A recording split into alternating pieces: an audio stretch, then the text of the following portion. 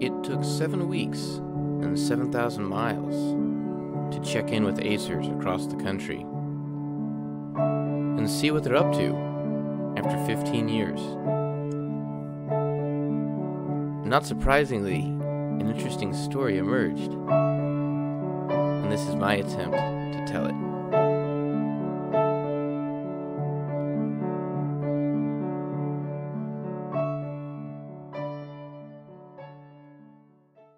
We went to the South really without a clue as to how to structure this. There was a sense of kind of mystery, a sense in which you thought you were maybe pulling one over on them, and another sense in which ultimately you obviously were answering what they had asked for. We didn't know how much to charge or how we were going to pay for anything. I called around to the next 3 dioceses that we were going to be visiting to find out what their first-year teacher was going to make, and literally was in his Sister Gloria's office making up pay scales for what we were going to do.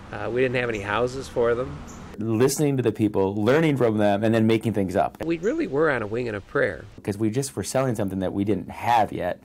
There was a sense of freedom and adventure and great fun. And boy, I'll tell you, the people received us with great kindness. The newspaper did a special feature on the ACE teachers moving into the Little Flower Convent. We went down there and brought some groceries, brought a case of beer to welcome them to Mobile. They had, one fork, one knife, and the mattresses were on the floor because they didn't have beds. And the vacuum cleaner stayed in the closet for 2 years.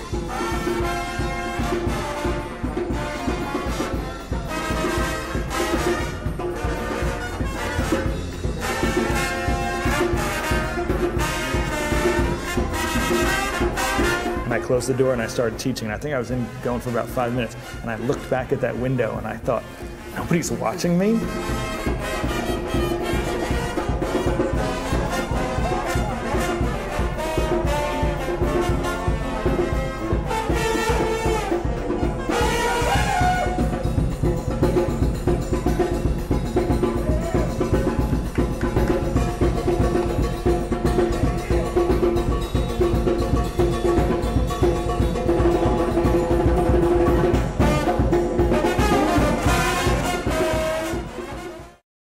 Over the 15 years, the passion part, it hasn't changed.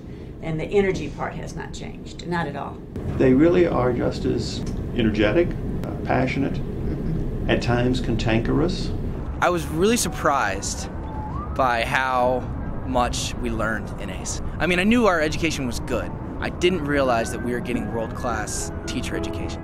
And it was a common practice to have lunch with the professors. My experience in ACE, I just really appreciated the coursework there, and I liked learning. I learned my lessons. I sat in those straight rows, held a pencil in a sturdy hand, filled my mind with truth. But I never knew such wisdom till I gave it all away. It's not mine to keep. It's not mine to keep. Images of people teaching, having that connection with spirituality is perfect as far as I'm concerned, because it's prayer, yes, but it's faith in action. How do you provide service well? Because they want to provide it, and they want to do it. One of the things about these last 2 years is that I've seen the harder lessons of spirituality. It's very difficult to accept the fact that they had to go through all these terrible things through no fault of their own.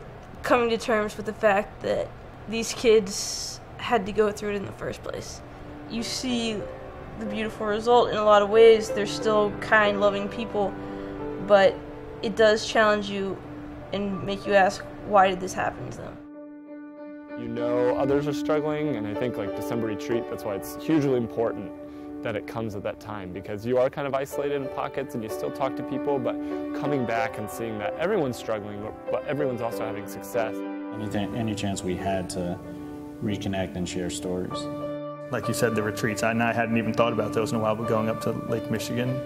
I think my favorite place to meet up was in New Orleans for around retreat time. The educational part of it rubbed off on me because I'm still a teacher, but without a doubt, the greatest part was the friendships. That's what I remember about my time in ACE. just telling stories, a close circle of good friends. And after Hurricane Katrina, these two Acers have some stories to tell. She came in August, 3 weeks before the storm. The storm came and changed us all. It was just so loud, the rain, the wind, just the trees going up against the windows, and just seeing the waves like come up and just the water rise. And we had gotten a phone call from our principal, just said, "Liz, it's not good." We also heard from a parent who just said, "The school's gone." As we approached it, neither of them were exaggerating. Everything was destroyed. It was just overwhelming. Desks were gone or broken or turned upside down, and yet this glass statue of Mary was still up on the altar where it was, and not a scratch on her. When there's a specific need, people want to help. It's just a matter of matching up those resources with the needs. Liz had her people there cleaning up our house. We were just asking them to move some bricks and stuff. Over 100 people came over Christmas break. We were able to get her development of her house ahead a couple months by just completely demolishing it. By the end of the day, they were literally taking my house down with their hands. I mean, I was the first person to go into the school, and, just mud everywhere, and the sewage had drained and stuff, so we needed to kind of get it cleaned out. And we had basically a 4-week-long cleaning party. Every day, we both showed up, and we managed to get things put back together. One Saturday was the first Notre Dame football game, so we hooked up the TV up to the generator and cleaned out the school, eating MREs, watching Notre Dame football. I was like, if this doesn't sum up the adventure that the ACE program is, then I don't know what does. They don't put that in the brochure. I think Liz and Tony really represent Acers' tendency to just roll up their sleeves and get to work. I was off to Dallas now to spend some time at Bishop Dunn High School and see what happens when Acers start to cluster at a school. It's the school of all the schools we've had the deepest relationship with, and it always comes down to people, Coming to Bishop Dunn, when you look at it, I mean, it's a diverse school, racially, socioeconomically, religiously. There are just so many things, and it's the face of America, I think of what an American high school should look like. But there was something else that you felt compelled to, what I want for them. Education is, it is the key to the future, and I want to be sure that they get it. And I realized, I like math, but I really enjoy working with the students. And there was just something about Bishop Dunn. And part of it for me was the fact that there were other ACE teachers here that were serving the same mission, that had the same goal. We had the same educational, upbringing in the sense. Just a good sense of support that you don't have to go, too far, call back home, and someone's there to, 2 doors down, or heck, 1 door down for my, ACE teacher right now. And then also I think the current ACE teachers can kind of come to us.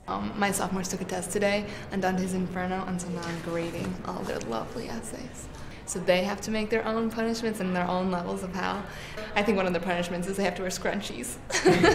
Look at what is morally good and what's morally wrong about it, and try to see it from both ways. Am I responsible? ACE teachers are the ones that you want in those different roles to impact and influence change. So. Everybody was seeing the genocide on television in Rwanda in 1994.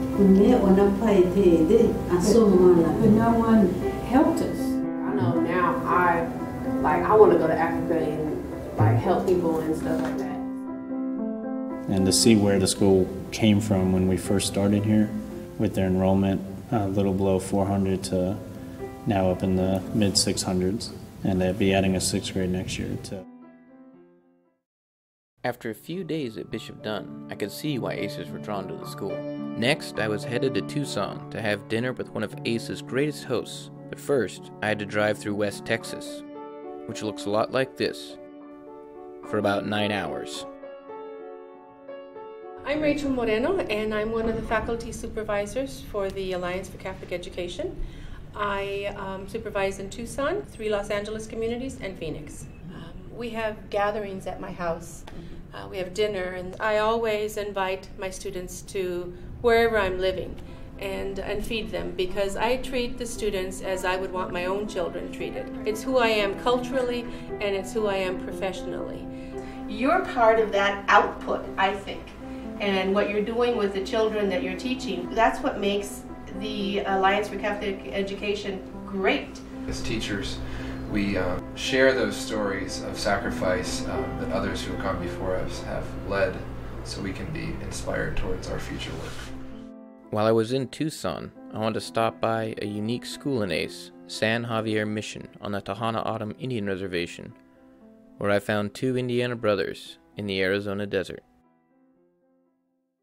Well, it was funny when you called me and told me you got into the program. I was like, oh, great, good for you. Where are you going? And you go, I don't know if you've heard of it, a little town called Tucson. And I was driving my car. I probably should have pulled over. Mom was asking this past Easter, like, how has it been having your brother in Tucson? And I said it's been pretty cool, and I see how much of an impact Ted has had on his school. Just one person has had. So Ted helped put together this huge musical, which is, I think, his way of, letting the students shine. He's taken on his own risks and adventures. I mean, he's telling me about this drumming class that he's got going on. I tried to start a drumming group, and I actually played drums, and I couldn't make it. And we're also working in recycled, just like buckets or trash can lids or whatever, so that we don't have to do a perfect drum roll on a snare drum. He's doing things that surprise me, so. Never seen a flag like that before. Yeah, there's a lot of things at this school that you probably haven't seen before.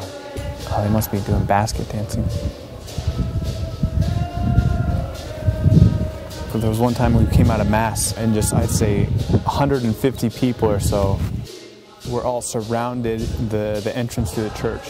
And so we had to kind of tunnel our way through this huge mass of people. And for all these tourists, it's like seeing native children, taking out their cameras and taking pictures. And we're kind of told here at the school to ask people politely to respect the children. And so many things have stemmed from Ted being at Santa Cruz, it seems, just in 6 years. So I think it's kind of inspirational for me to kind of have that focus.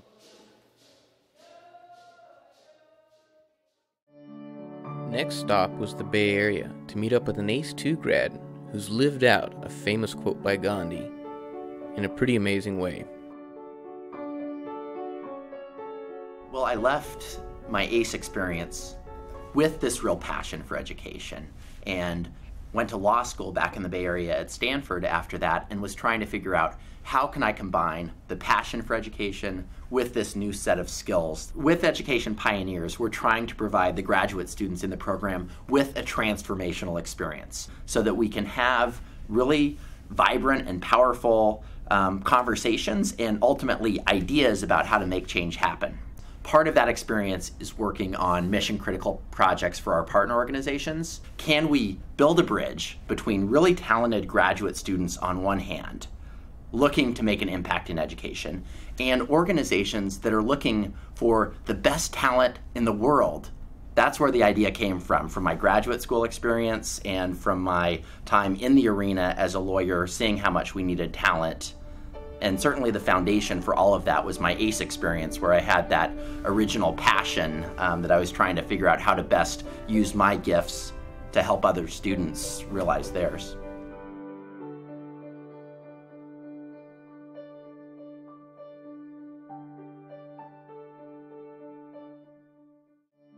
I was off to have dinner in Oakland with a dynamic duo committed to Catholic education. These are the people you want running our schools, and these are the people ACE leadership attracts.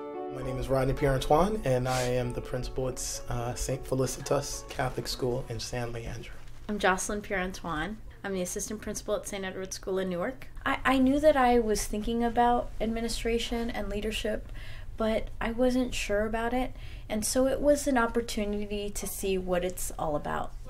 Well, I can remember the first class that I took with Father Nuzzi, Educational Administration, and he started off by saying, your life is going to change completely. And sure enough, that summer changed even my role at my school. I'm now the assistant principal at the school, and I never once thought that I'd ever leave the classroom. And it's the spirit of the campus, it's the spirit of the people who are in it, it's the spirit of the people who are dedicated to the program, the ones who've started the program. We're all so passionate about Catholic education, and it shows. I no longer saw it as a career, I saw it as a vocation. What comes with that word is a different type of dedication and is a different type of motivation for what it is we do. And you start looking at it from a different lens.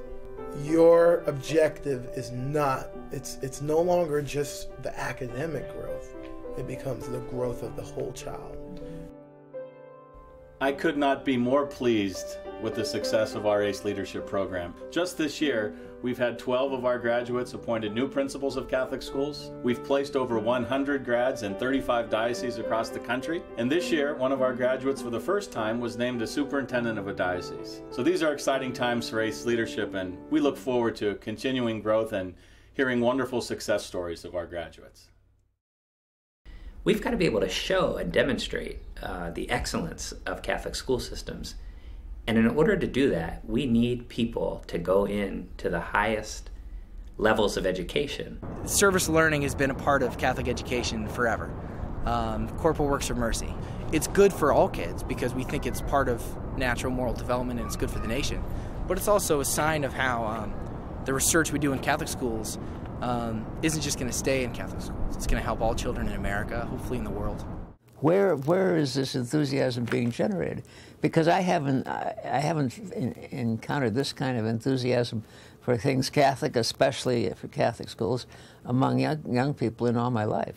I'm in my third year, and I'm studying assessment and English learners in science classrooms. ACE gave me that direction in education, and like Jamie, I sat down with Dan Lapsley, and he kind of gave me a sense of the field of educational psychology because that was something that had really piqued my interest. And so from him I learned about this field of educational measurement and statistics. Catholic schools provide so much, value added in a lot of areas, but one way we struggle is science education. And I feel that's one niche in which I could really help Catholic education more broadly. Do the research, show the hard evidence that what we're saying about the Catholic school advantage can in fact be demonstrated. The problems and challenges facing Catholic schools were way bigger than what we could address on our own. So in 1999, we entered into a partnership with several other Catholic colleges and universities that now make up the University Consortium for Catholic Education, the UCCE. For really the first time, the Catholic colleges have begun to take some ownership of the Catholic elementary and secondary schools that feed them. I applied to ACE, but I went to Google and I said programs like ACE, and PLACE popped up. Our premier program in many ways is our PLACE program, which we started 8 years ago. I have to hand it to Notre Dame because instead of being competitive with other Catholic universities, Notre Dame actually invited other Catholic universities to replicate the program. Every university, every good university, doesn't just seek its own interests, but also tries to serve the nation. That this is a really great way for Catholic universities to serve the nation. So, but ACE really started PLACE, and the two of them get along very well together. Another event that we had that's always been very successful is the PLACE ACE kickball game. We did it on Halloween this year, and it was actually costume kickballs. We have a field at the back of one of our convents in Compton, and unfortunately PLACE has lost the past 3 years. ACE, they come to play. Not too far from that convent, in the bleeding heart of South Central, there's another ACER who chose to stay. I came here very naive. I grew up in East Tennessee in a small town, so this idea that you should even be careful and lock your car took me a while to get used to. I have plenty of stories I can tell that fit right into stereotypes, but that's not really the vision that I ever see of the school. The school was supposed to close in '99, so it really was less than 10 years ago, it was at the bottom. Sister Martha's been amazing in bringing in the resources and getting the teachers on board, making a safer environment, but now we're ready for academics. Since I've been here, the 8th grade Catholic high school rate has improved dramatically. I came in, it was 40%, and now we're up at 80%. This year was the first time we had children accepted outside of the inner city Catholic schools, and we have one girl going to Mayfield and Pasadena. You just go and show up, you say the Daughters of Charity are paying for this, and you're set. Okay. Okay, you don't have to worry about any money. Okay. Congratulations. Okay, thank you. You're welcome. There's a school that's been recently supporting us called Holy Redeemer. They always donate sports equipment. So they gave us a check for $700, which is, you know, wonderful for our kids. And the first thing our student council said is, well, we need to have a fundraiser so that we can give them some money back. This area is really all about family. I have never been in a place where community and family was more important. Most of our parents work 2 or 3 jobs just to stay afloat. That's what you see. You see the family values and how hard the parents really are working to make sure that their children can be here. The parents have been so accepting, and the community as a whole, and the teachers, so I'm excited to at least stay for a while at the school. When people like Jen stay, the school improves.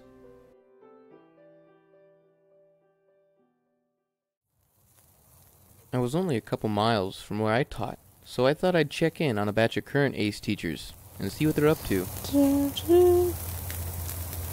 Kentucky different from Los Angeles?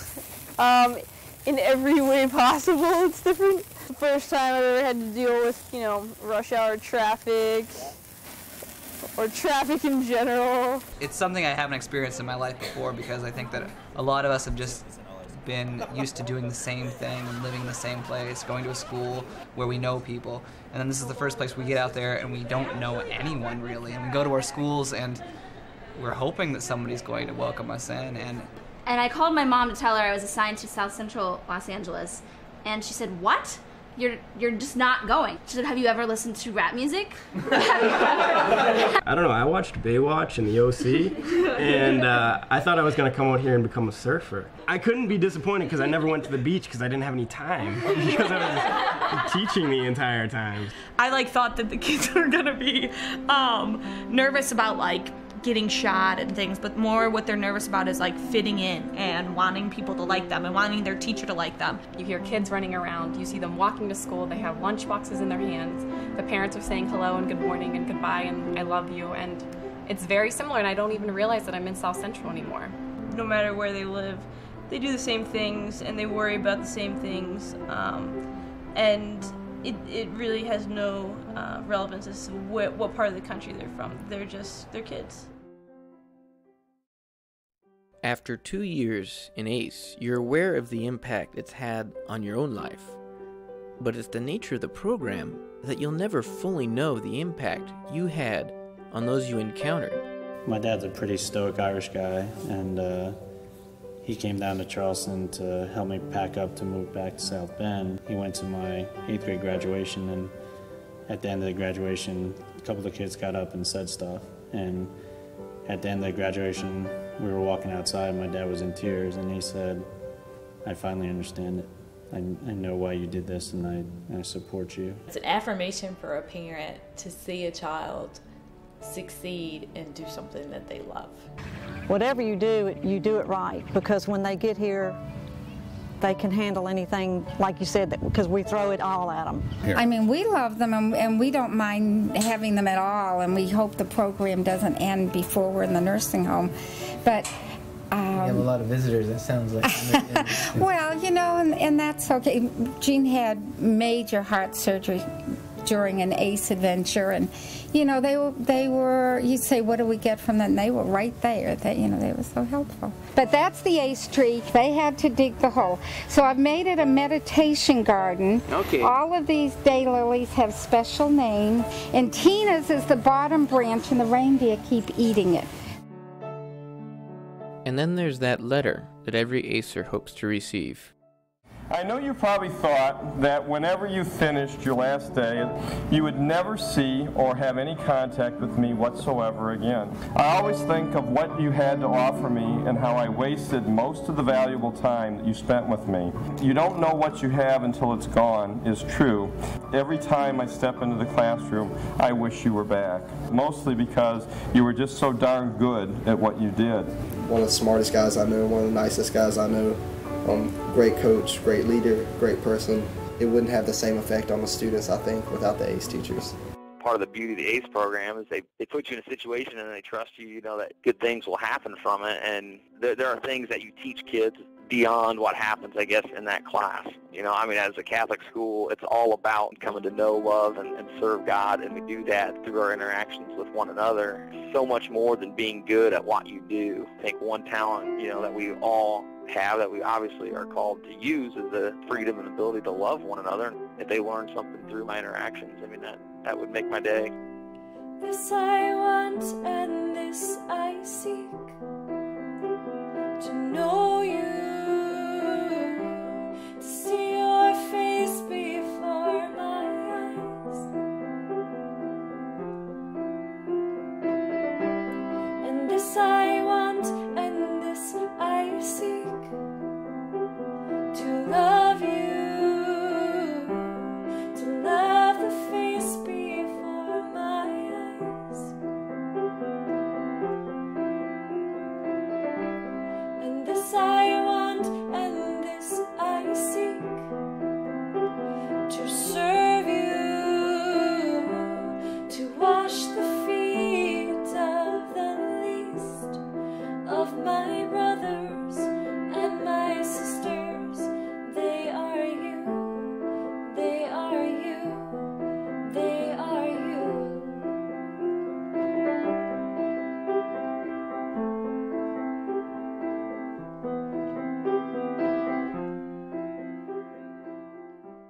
The idea for the ACE Fellowship came about 5 years ago, and like all the big ideas that come out of ACE, it was born out of a party.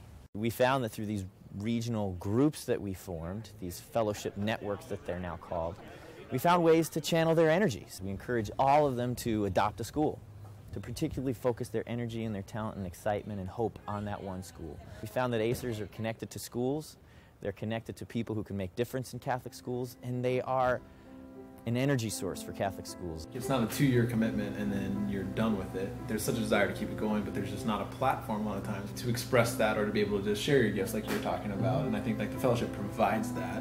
One thing that's nice is having that sense of community again.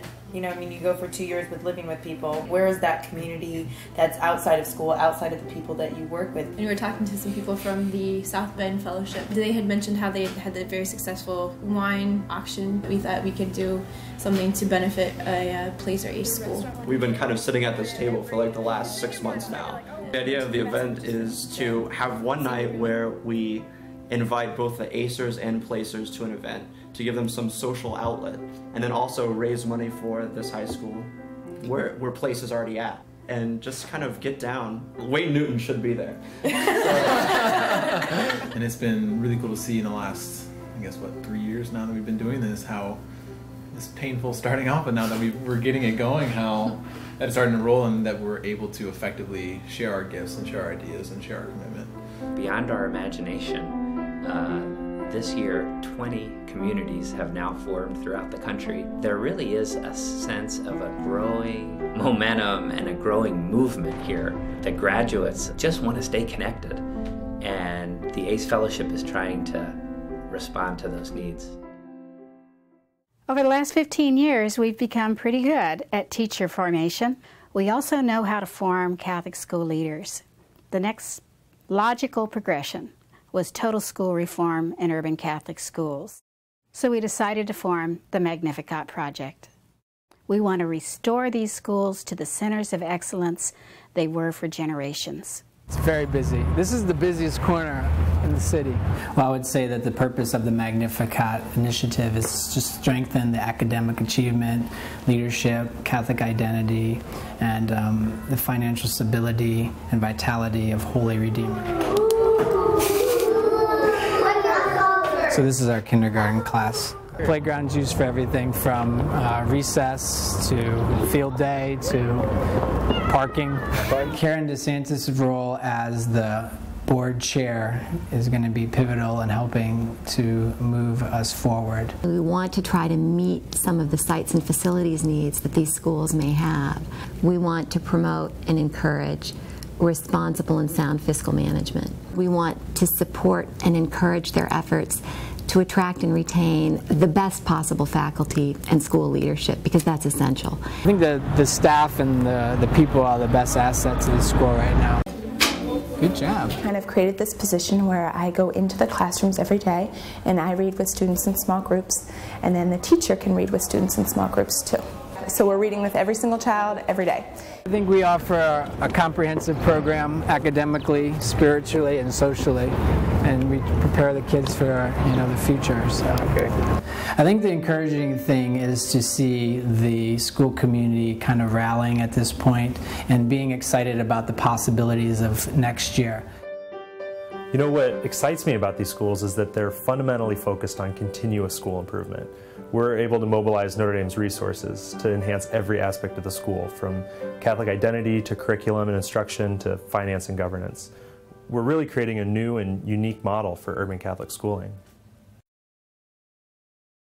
I believe that ACE's vocation at this point in the American Catholic Church's experience is to be purveyors of hope and be purveyors of real concrete solutions.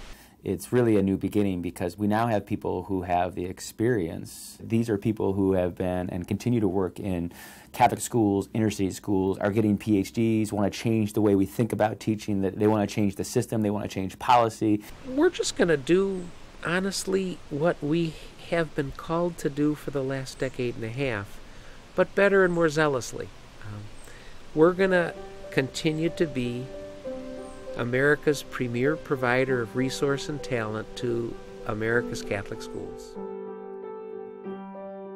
He's a piece of work. I gotta tell you a story about him. One night we're having dinner, and he was supposed to meet this guy Bono. 11:30, he finally leaves us. All these people are coming in to pay homage to the various and sundry senators and all this sort of stuff. And then comes Tim. He and Bono are hugging each other like long-lost brothers. I think that that's because of Tim is not only perceived, but in point of fact is a brilliant thinker. ACE is the best evangelical program Notre Dame has. What we already see in ACE teachers, and that is a real sense of mission. That what they are about is not simply teaching in a poor community, but it is something greater than that. They don't feel that they're wasting these extra 2 years of their educational experience. It's the kind of enthusiasm that I encounter only in ACE, you know. These people you people, are really enthused about Catholic schools, and that kind of rejuvenates my enthusiasm. There's somebody out there that cares about them. And that's a blessing, it's a relief for me as a superintendent to see that there are young people taking over what the religious have been doing, that we've been doing for so many years. You know. What would my heart want me to say to the ACE teachers and the ACE leaders out there? Number one, thank you. Thank you for everything you've done. Thank you for seeing the beauty in my children, but also understand that sometimes if you see a shadow in the eyes of a student, it's not because they're not interested. Push a little. There is hope that has been extinguished in so many of our children, so many of our parents. Help them overcome that. I think that the work you've done is terrific, and I'm encouraged that you're going to be able to get some of that hope created in so many more of our children. He introduced himself as Rob the tree guy, and he was going off about how healthy this big old tree was, and I just smiled. Like right here, this is from storm damage. I'm sure something, you know, from the water washed up into this place here. How in the world can a storm, 120-mile-an-hour winds ain't going to blow this tree over because it's grounded? It's anchored all around, yes. I come up all the time. Let me show you what I'm excited about. Look at the size of these leaves and the new growth. I mean, on such a mature tree. Yeah, is this all new here? Yes, all this is new. I mean, just the size of the leaf, the lushness of it, it just looks different. It just looks better, doesn't it? See? You run into like these roots, oh, you know, like. Is that part of the tree there? Yeah, that's the feeder roots. That's what's doing. I mean, you got big structural roots. Yeah. But this is what's actually doing the work, like the leaves. The future is kind of limitless, as the needs are. I don't mind the fact that the needs are as thorny as they are because, you know, ultimately that's what draws people's enthusiasm and aspirations, is when you have big fat problems. And we've got big fat problems, and we've got a ton of solutions to throw at them.